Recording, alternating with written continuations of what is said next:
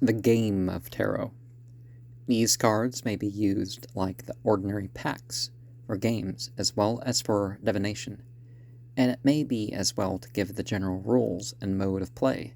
The game of tarot may be played by either 2 or 3 persons. The full pack is shuffled and cut in the ordinary manner. The dealer deals them out in 3 hands by 5 cards at a time, and then places the remaining 3 cards at his own right-hand side. There will be thus 3 hands of 25 cards each, and the 3 cards besides. The players sort their hands, and the dealer discards the 3 most useless cards in his own hand and exchanges them for the before-mentioned 3 cards. The deal is taken in rotation by each player. The method of dealing is the same whether 2 or 3 players participate, 3 hands being dealt out in each instance, but if only 2 players contend with each other, the 3rd hand is untouched by either party. The points constituting the game are 100, which may be marked on a cribbage board, on paper, or by an ordinary bezique marker. Before the hands are played out, their score is reckoned in the following way. The 22 trumps are not all of the same value.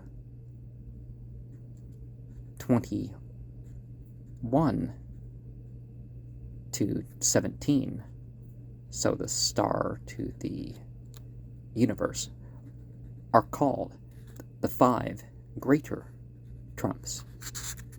1 through 5 are called the 5 lesser trumps, so the magician through the Hierophant. Whoever had 3 of the greater or 3 of the lesser trumps in his hand scores 5 points for the same, 10 points if he has 4, and 15 points if he has all 5. If the player has any 10 trumps in his hand, they will score 10 points. If any 13 trumps, 15 points. It does not matter if greater or lesser trumps, which have been already scored, form part of such 10 or 13. All scores are independent of other combinations. Furthermore, for any cards to be scored, they must be shown to be to the adversity. Must be shown to the adversary at the time of scoring. This rule holds good in all cases. The non-dealer scores and leads first. At 3 play, the player on the dealer's left hand begins. 7 cards bear the distinguishing title of tarot trumps. They are the universe, 21. The mat are the foolish man, 0. The pagad, juggler or magician, 1. The king of scepters, the king of scepters, the king of swords, and the king of pentacles. If the player has any 2 of these tarot trumps, he can ask his opponent for a 3rd. If the latter cannot reply by showing a 3rd tarot trump, the former can score 5 points. But if he has the 3rd, it must be given to the asker, who then does not score, but gives him some card of small value in exchange. For every 3 tarot trumps actually held in the hand, the holder marks 15 points. Sequences of trumps are of cards of the same suit count. For every 4 cards in sequence, 5 points for every 7 cards. 10 points for every 10 cards. 15 points. All cards forming these scores must be shown to the adversary. You know, the person you're playing against. Because, that's... But then again, are we playing us and them? The other side's the devil, and you're the God side or something? But every side sees its other side in that way. 0. The foolish man is the lowest card in the pack. in playing the hand can take no card of any suit, and may be played to a card of any suit. For instance, if the adversary leads a king, and you have only the queen of that suit remaining in your hand, but have also the 0, you can play this instead of the queen, and thus save her from being taken. A king counts 5 points to whosoever cuts it. In each suit, king is highest, and then come queen, knight, knave, 10, 9, etc., down to ace, which is the lowest, and can only take the 0. The trumps reckon from 21, which is the highest, to 1, which is the lowest. You must follow suit if you can. If not, you may trump. Each trick should be kept separate for counting afterwards. Of course, the principal care of the player should be directed towards saving his own important cards and taking those of the adversary. The player who takes a trick leads next.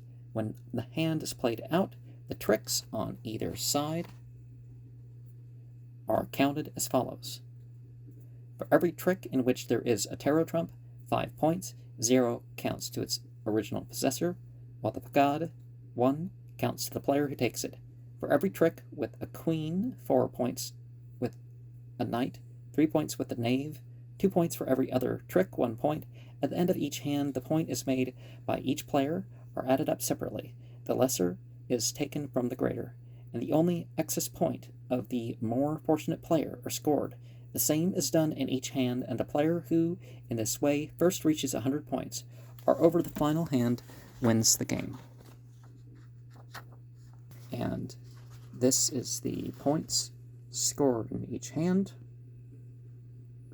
For any 3 of the greater trumps held in hand, 5. For any 4 of the greater trumps held in hand, 10. For all 5 of the greater trumps held in hand, 15. For any 3 of the lesser trumps held in hand, 5. For any 4 of the lesser trumps held in hand, 10. For all 5 of the lesser trumps held in hand, 15. For any 10 trumps held in hand, 10. For any 13 trumps held in hand, 15. For any 2 tarot trumps called, unanswered, 5. For any 3 tarot trumps actually held in hand, 15. For every sequence of 4 cards, 5. For every sequence of 7 cards, 10. For every sequence of 10 cards, 15. Points scored in play. For a king cut, 5. For each trick containing a trump card, 5. For each trick containing a queen, 4. For each trick containing a knight, 3. For each trick containing a knave, 2.